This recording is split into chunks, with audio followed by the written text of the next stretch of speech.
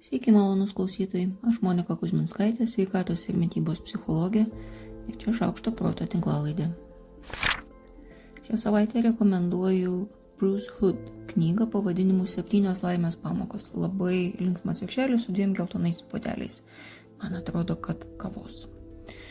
Kartais labai gerai durti pirštų tiesiai į vieną sakinį, ypač kai 100 metų rašomų knygų apie tai, kas yra laimės šaltinis, matyt neužtenka, ar greičiau jų yra per daug. Laimė nėra tai, ką turi. Laimė nėra tai, ką gali pasiekti ir laimėti. Nepaisant panašų žodžių. Laimė yra ryšys su kitais žmonėmis.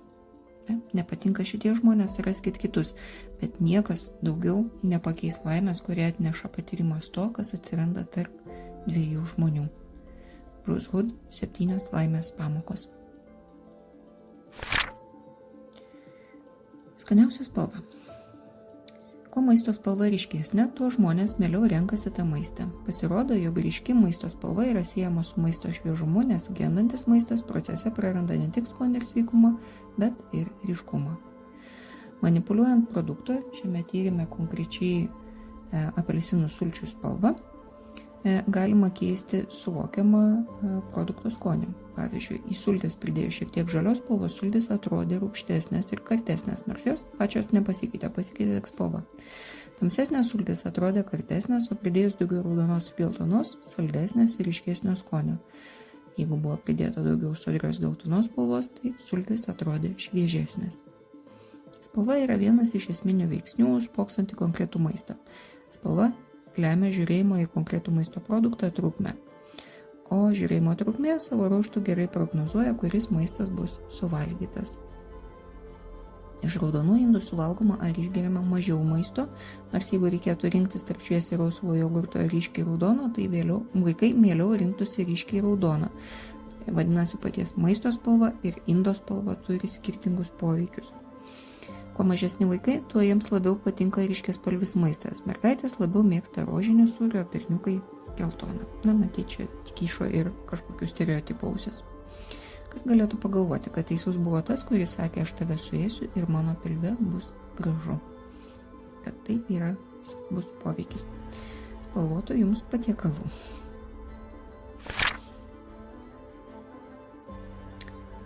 Renkantis mėsos patiekalus, maistas atrodo skanesnis iš raudonų indų, o renkantis daržovių patiekalus skanesni jie atrodo valgant iš mėlynų indų. Skirtumas yra netgi ir tarp to, kokį maistą mes renkamės.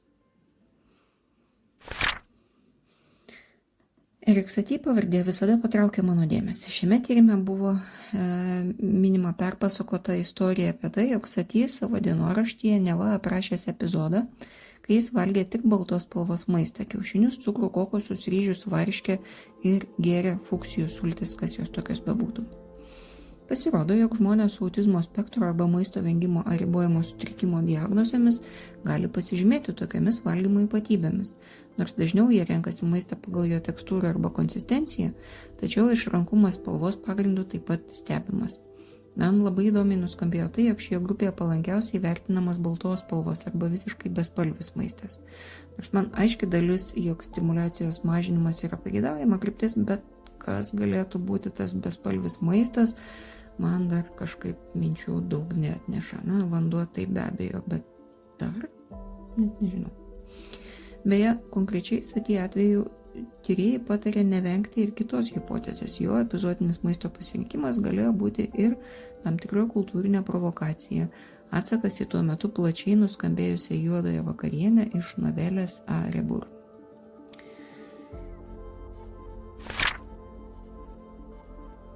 Dar vienas tyrimas, kurio dalyviai gėrė tikrą kavą, visada vienoda, tačiau į tą kavą žiūrėjo per virtualios realybės akinius.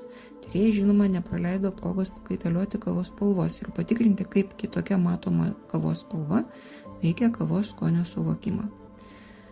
Rezultatai sako štai, kad šviesesnės spalvos kava buvo vertinama kaip kremiškesnė arba kūniškesnė, kaip pakomentavo viena iš mano skaitytojų. Tačiau spalvos pokytis nekeitė nei kavos saldumo suvokimo, nei bendro kavos vertinimo.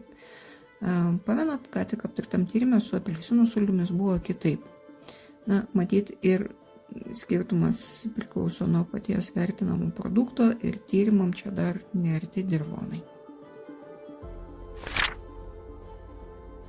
Šiai savaitei tiek.